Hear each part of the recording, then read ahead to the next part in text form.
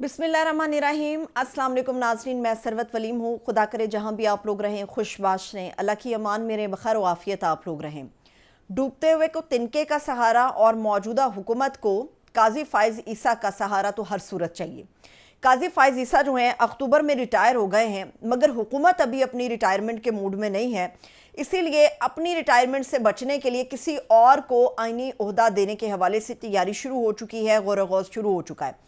बड़ी अहम खबर है क्योंकि जस्टिस काजी फ़ाइज़ ईसा जो रिटायर्ड चीफ जस्टिस हैं, साबिका चीफ जस्टिस हैं और जिन्होंने ऐसा जस्टिस इस मुल्क के अंदर फैलाया कि लोगों को दोबारा तमन्ना नहीं हुई कि काजी फ़ाइज़ ईसा के पास जाके जस्टिस के लिए जो है वो अपील डाल सके।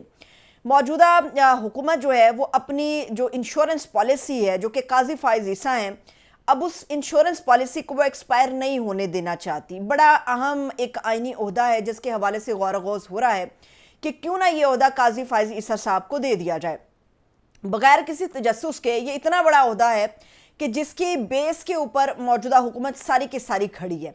अब आप समझ गए होंगे ये कौन सा, ये इलेक्शन कमीशन ऑफ पाकिस्तान के अंदर एक सरबराह मुकर्रर करना है और इसकी सरबराही के हवाले से चूँकि सिकंदर सुल्तान राजा रिटायर होने जा रहे हैं जनवरी के अंदर, तो मौजू शख्स अगर ढूंढने से भी निकाला जाए तो नहीं मिलेगा, मगर काजी फ़ाइज़ ईसा जैसा जो हीरा है वैसा हीरा इस मौजूदा हुकूमत को नहीं मिल सकता, ढूंढने से भी नहीं मिल सकता।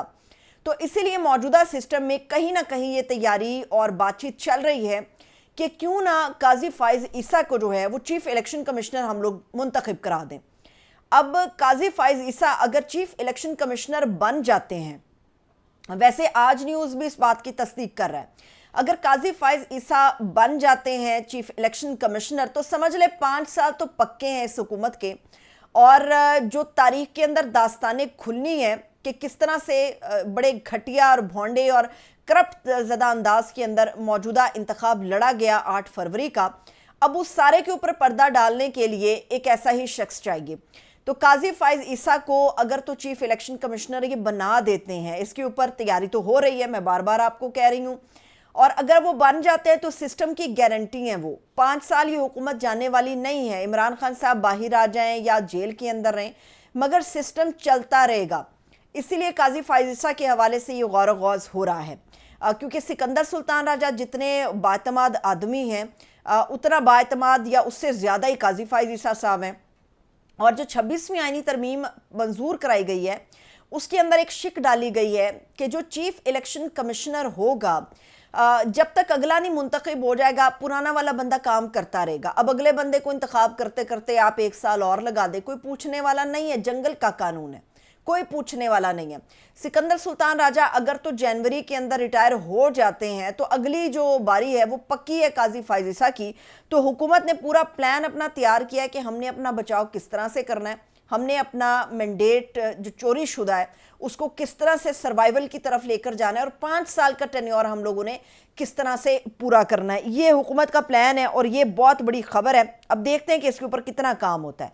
दूसरी बात यह कि एक तरफ तो हुकूमत प्लान कर रही है मगर दूसरी तरफ पाकिस्तान तहरीक इंसाफ भी प्लान कर रही है। अडियाला जेल के अंदर से इमरान खान साहब ने, मैंने पहले आपको बताया कि पूरा इख्तियार अपने पास रख लिया है। दूसरी जो बड़ी अहम डेवलपमेंट है वो ये है कि इस आइंदा आने वाले इतवार तक, यानी कि 6 दिन बाकी रह गए हैं, पूरी सूरत हाल पूरी कौम के सामने आ जाएगी। पूरा प्लान इस वक्त बना लिया है कि पाकिस्तान तहरीक इंसाफ ने करना क्या है, किस शहर के अंदर क्या स्ट्रेटजी होगी एहतजाज की और कितनी बड़ी तादाद में लोगों को निकाला जाएगा। क्रैकडाउन का भी खतरा है। राना सनाउल्लाह कह चुके हैं कि ये जिस किस्म की गुफ्तगू पीटीआई कर रही है एहतजाज को लेके, ये तो क्रैकडाउन पक्का है, छूट नहीं इनको मिलेगी। लेकिन दूसरी तरफ पीटीआई भी ये फैसला कर चुकी है कि हमने निकलना है। अब तमाम शहरों के हवाले से लाहेअमल बन गया है, तमाम एक फार्मूला तय हो गया है। वो कहते हैं ना एक फाइनल टचिंग रह जाती है, तो वो फाइनल टच जो है वो इमरान खान साहब इस वक्त जेल में बैठकर दे रहे हैं। इतवार तक सारी सूरत हाल क्लियर हो जाएगी कि पाकिस्तान तहरीक इंसाफ क्या करने जा रही। बड़े लोगों को आज उम्मीद थी कि शायद ऐसा हो जाएगा कि आज जो इस्लामाबाद हाई कोर्ट के अंदर समाअत है या जो एडिशनल सेंट्रल जज समाअत कर रहे हैं अर्जुमन साहब तोशाखाना 2 केस के हवाले से कोई बड़ी डेवलपमेंट हो जाएगी क्योंकि जी ट्रंप की हुकूमत आ गई है। عمران خان صاحب پہلے بھی کہہ چکے تھے، اب بھی کہہ رہے ہیں اور باور کرا رہے ہیں بار بار کہ میری رہائی پاکستان سے پاکستانیوں کے ذریعے ہوگی، امریکہ سے میری رہائی نہیں ہوگی۔ اسلام آباد ہائی کورٹ کے اندر جو میاں گل حسن اورنگزیب صاحب نے خان صاحب کی درخواست ضمانت پہ سماعت کرنی تھی، اس کو 20 نومبر تک انہوں نے پوسٹ پون کر دیا ہے۔ اس کے علاوہ جو عمران خان اور بشرا بی بی کی بریت پہ اسلام آباد کے اسپیشل جو جج سینٹرل ہیں شاہ رخ ارجمن صاحب، انہوں نے محفوظ فیصلہ آج ان کی ضمانت کی درخواستوں کے اوپر، بریت کی درخواستوں پہ سنانا تھا، لیکن انہوں نے سماعت نہیں کی۔ عدم دستیابی کی وجہ سے یہ والی جو سماعت ہے یا جو کیس ہے یہ بھی 14 نومبر تک چلا گیا۔ جو لوگ تو کورٹ کو کور کرتے ہیں وہ اس بات کا دعویٰ کر رہے ہیں کہ ابھی صرف اس چیز کے اوپر دیکھ رہی ہے حکومت یا طاقتور لوگ دیکھ رہے ہیں کہ 190 ملین پاؤنڈ کا جو سکینڈل ہے، جو کیس ہے، اس کے اندر کیا فیصلہ آتا ہے، کیونکہ اس کا فیصلہ طے کرے گا کہ توشہ خانہ 2 کیس کا جو رخ ہے وہ کس طرف جائے گا۔ اور پی ٹی آئی والوں کو پکا پتہ ہے اس بات کا کہ یہ ہمیں نہیں گزارا کرنے دیں گے، تو اس لیے عمران خان صاحب نے تمام اختیار اپنے پاس لیتے ہوئے جو فائنل ٹچ دینا ہے احتجاج کو اور اس کی اسٹریٹجی کو، وہ اپنے پاس رکھ لیا۔ اور جو سیاسی ملاقاتوں کے اوپر پابندی یا سیاسی گفتگو کے اوپر پابندی تھی وہ بھی اٹھ گئی ہے۔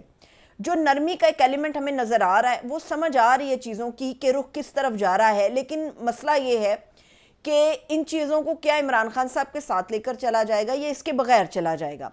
اب جو لوگ تو یہ سمجھ رہے ہیں کہ ہم اپنی سیاست کو عمران خان کے بغیر لے کر چلیں گے یا عمران خان کے دیوانوں سے پنگا ہم لے لیں گے تو ہمیں کوئی ٹچ نہیں کرنے والا، تو ایسی جگہ ٹچ کیا ان دیوانوں نے کہ سمجھ سے باہر ہے۔ عمران خان صاحب کے جو دیوانے ہیں وہ پی ٹی آئی کے دیوانے نہیں ہیں، وہ پی ٹی آئی کی موجودہ لیڈرشپ کے دیوانے نہیں ہیں۔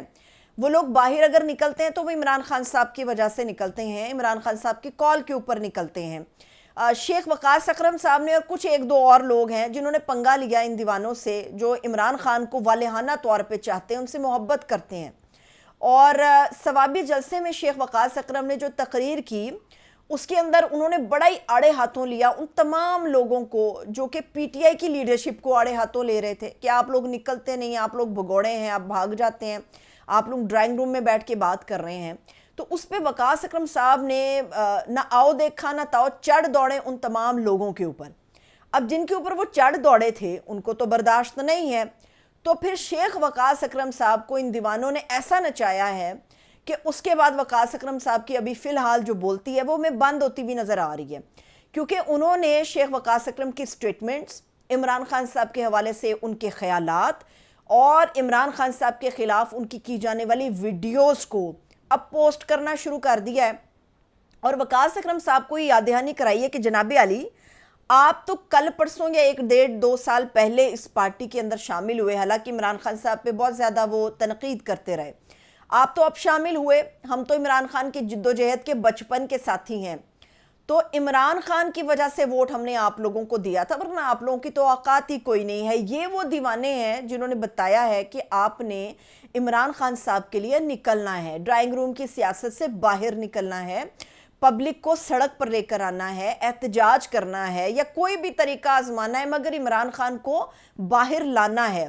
اور ان دیوانوں نے ان تمام لیڈرشپ کو پیغام دے دیا ہے، جس میں مروت صاحب بھی شامل ہیں، وقاص اکرم صاحب شامل ہیں اور دیگر لوگ شامل ہیں، کہ جناب علی ہم اصل میں پی ٹی آئی ہیں، آپ کے پاس تو کوئی ڈیزیگنیشن ہوگا، وہ بھی ہمارے ووٹوں کی وجہ سے ہوگا، لیکن اصل پی ٹی آئی ہم لوگ ہیں۔ اور عمران خان جب تک باہر نہیں لے کر آ جاتے آپ لوگ، یا ہمیں اگر ڈاؤٹس ہمارے کلیئر نہیں ہوتے آپ کی وفاداریوں کے اوپر، تو تب تک تو ہم کسی کو بھی جینے نہیں دیں گے۔ تو یہ عمران خان کے اصل لوگ ہیں، یہ پی ٹی آئی کے اصل لوگ ہیں جو پی ٹی آئی کی لیڈرشپ پہ کم اور عمران خان کی کال کے اوپر اور عمران خان کے اناؤنسمنٹس کے جو اوپر ہے وہ زیادہ بیلیو کرتے ہیں۔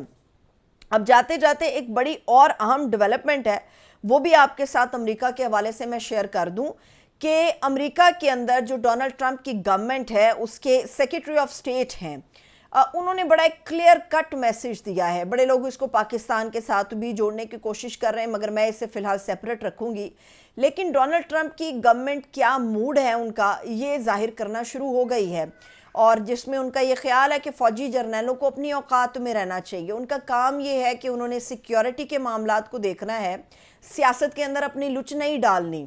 تو جو ان کے سیکرٹری آف اسٹیٹ ہیں, ان کے ورڈ ٹو ورڈ میں آپ کو بتا دیتی ہوں, وہ کہتے ہیں کہ ہم جمہوریت کی حمایت کرتے ہیں, صرف جمہوریت کی حمایت کرتے ہیں, اور پورا جو فوکس ہے وہ فوجی جرنیلوں پر رکھنا اور یہ کہہ دینا کہ جی انہوں نے یہ کرنا ہے وہ بھی کرنا ہے, ایسا نہیں ہوگا. دوسری بات وہ یہ کہہ رہے ہیں, وہ کہتے ہیں کہ جو فوجی جرنیل ہے وہ چاہے ہمارے ساتھ اپنے محبت کا اظہار کرتا ہے یا ہمارے اوپر اعتماد کی بات کرتا ہے, لیکن وہ اپنی طاقت کو منوانے کے لیے میڈیا کے اوپر دباؤ ڈال کے رکھتا ہے. اب بڑے لوگ ہیں وہ اس سٹیٹمنٹ کو پاکستان کی صورتحال سے جوڑ رہے ہیں, لیکن یہ قبل از وقت ہوگا. لیکن ڈونلڈ ٹرمپ کی پالیسی ان تمام لوگوں کے حوالے سے رخ کو طے کرے گی, کیونکہ امریکہ ایک پاور ہے, امریکہ امداد دیتا ہے, امریکہ جو ہے وہ فنڈ کرتا ہے بہت زیادہ. امریکہ ان تمام ممالک کی بشمول پاکستان امداد ہے وہ جاری رکھتا ہے, جو نیٹو کے تحت بھی ملتی ہے.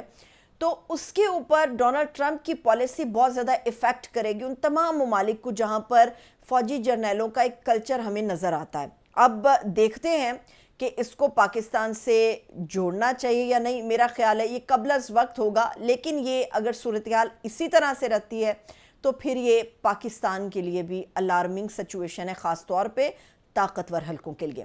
اجازت دیجیے, اپنا بہت سا خیال رکھیے. خدا حافظ.